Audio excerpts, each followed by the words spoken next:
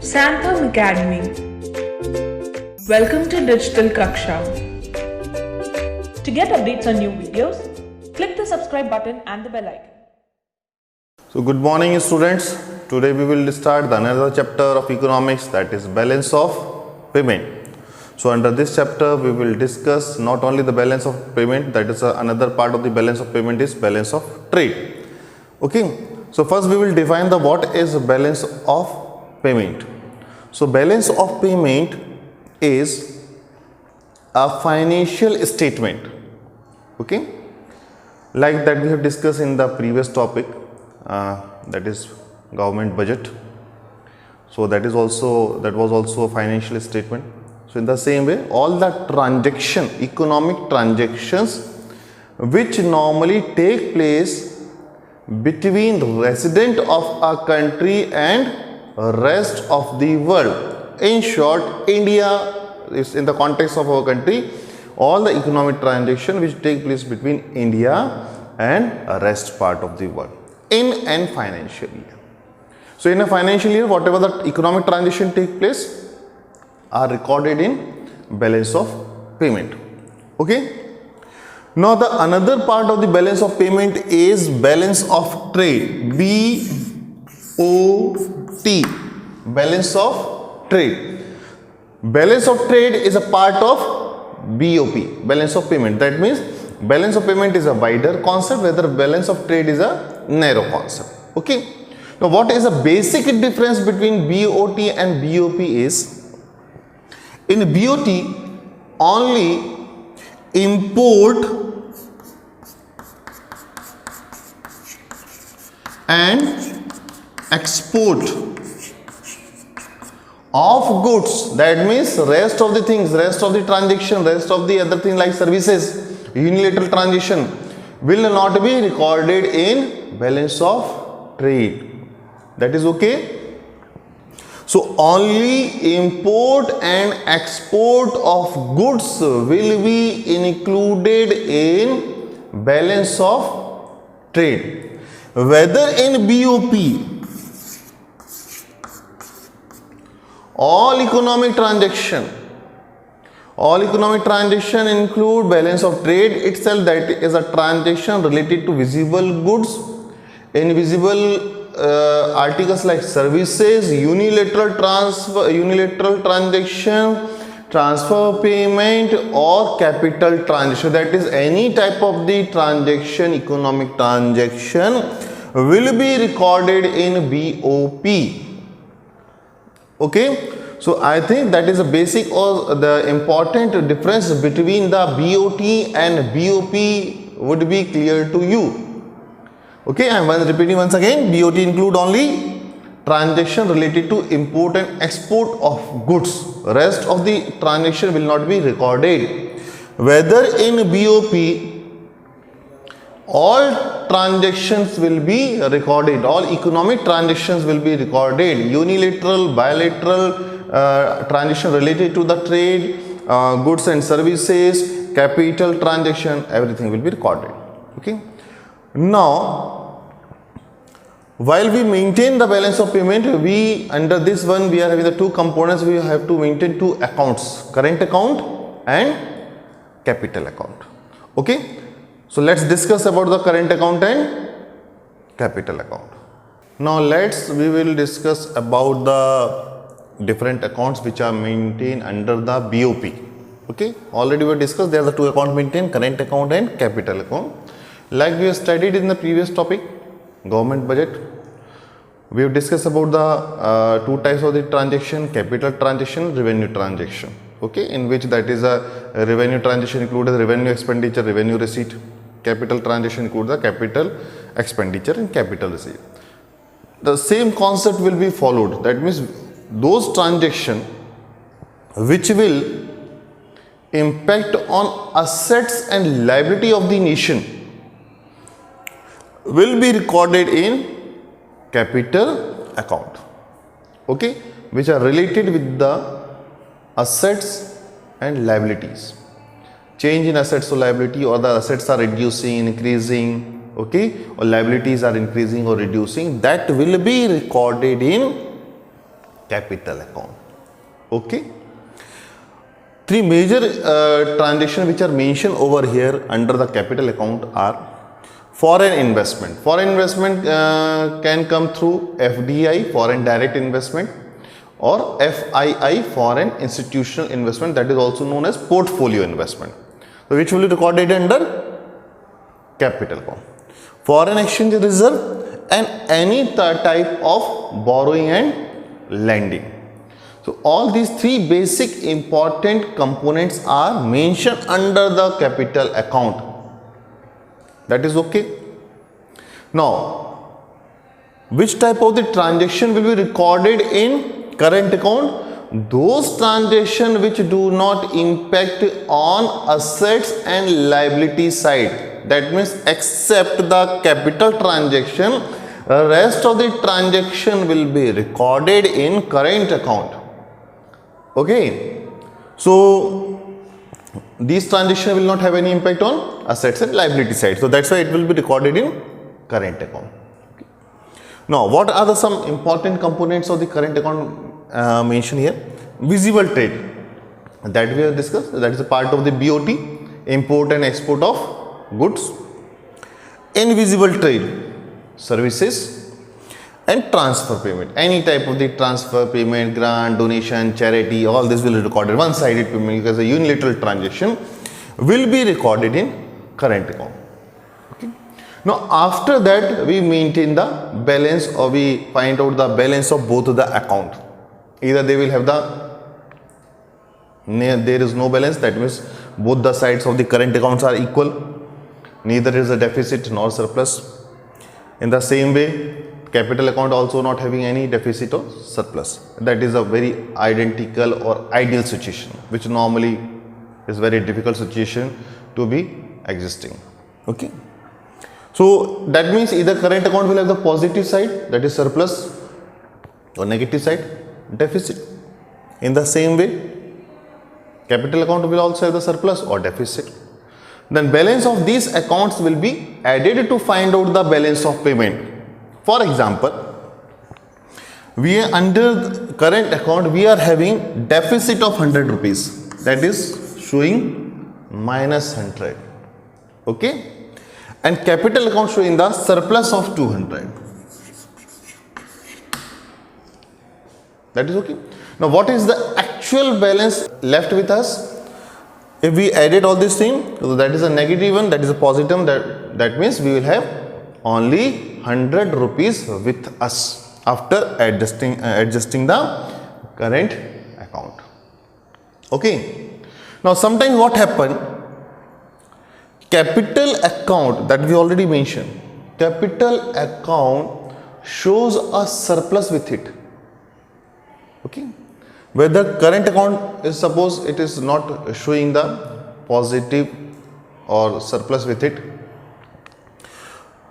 that means capital account basically does not reveal the actual condition of our economy, because all these transactions that which are recorded in, suppose it is having the lots of the fund under the capital account.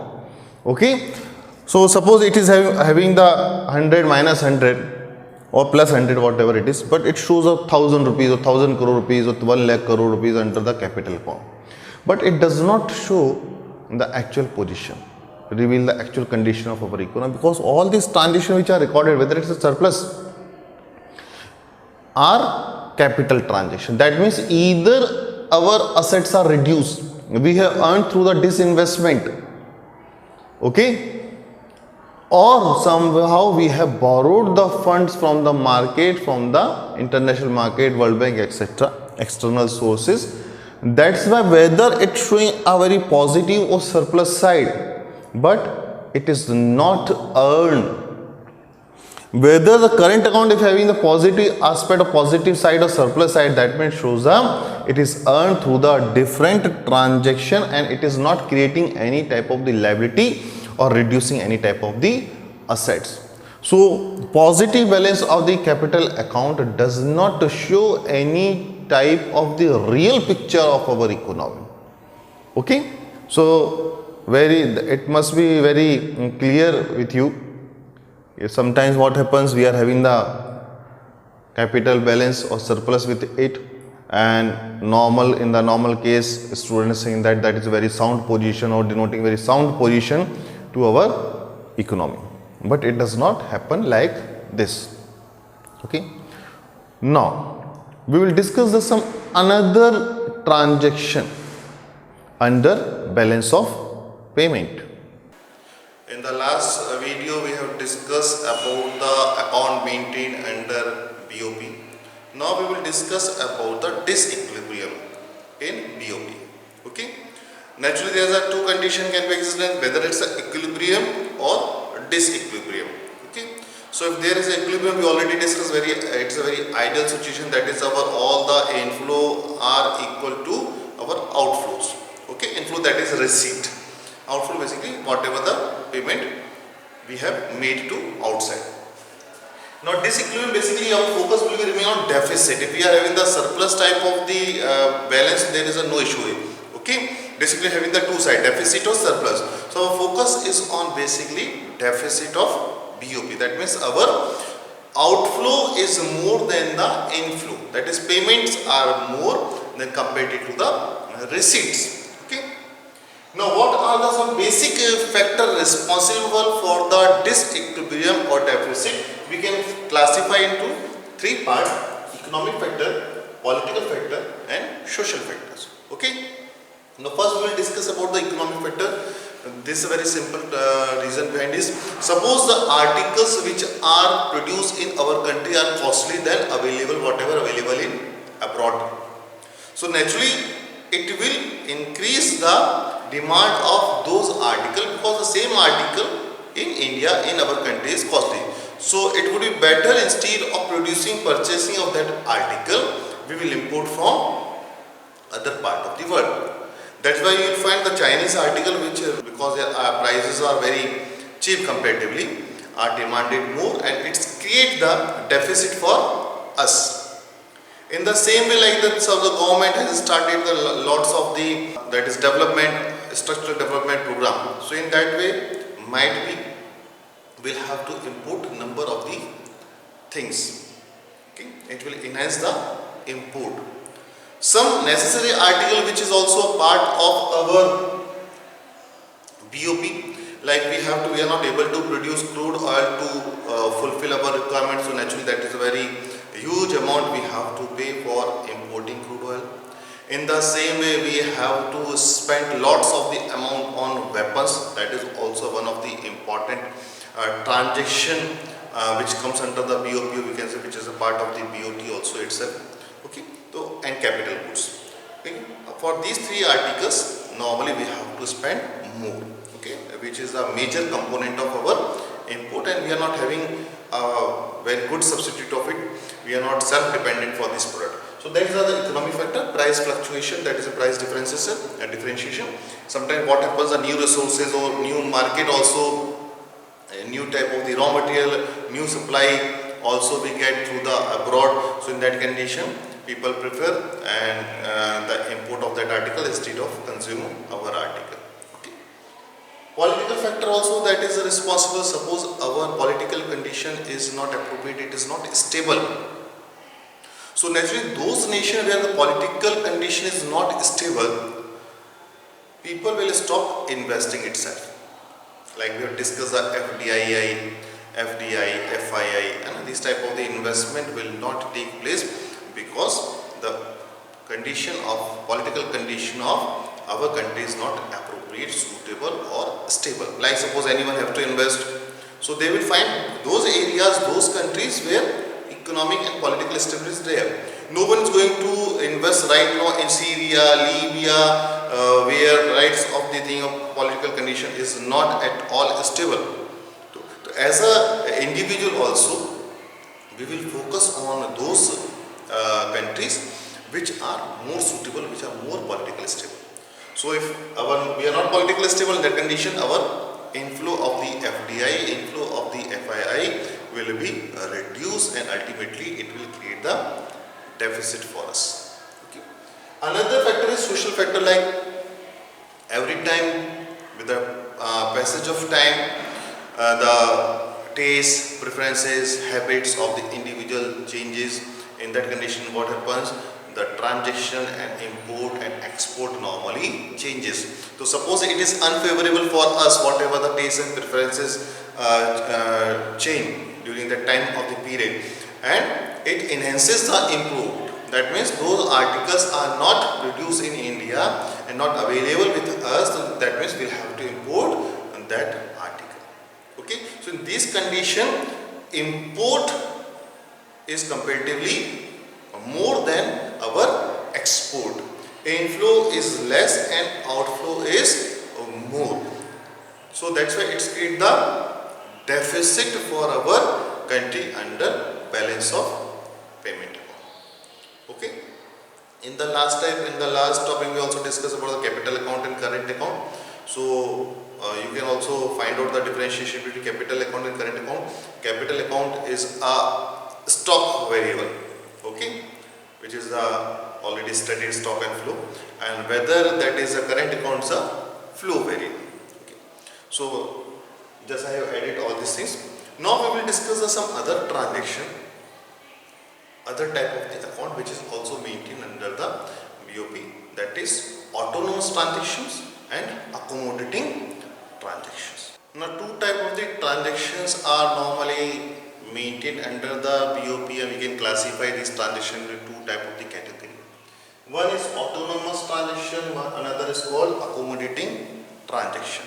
So autonomous transactions are those transactions which are having some economic issue. Okay, that is for the profit objective, that economic transaction, autonomous transaction take place, and because of this transaction normally it's create the disequilibrium. Okay, so because of this transaction, autonomous transaction, it's create the disequilibrium in balance of payment account. Now accommodating, that means how we can say adjustment, or it is also known as a non-autonomous transaction. Now accommodating transactions are those transactions which is normally used to maintain the balance in balance of payment account. That is, if whatever the disequilibrium rests with the BOP, it is maintained through the accommodating transaction, non-autonomous transaction. Okay, these are known as above the line transaction. That is clear. Basically we can say that terminology which is used for the autonomous transaction, these transactions are known as above the line transaction.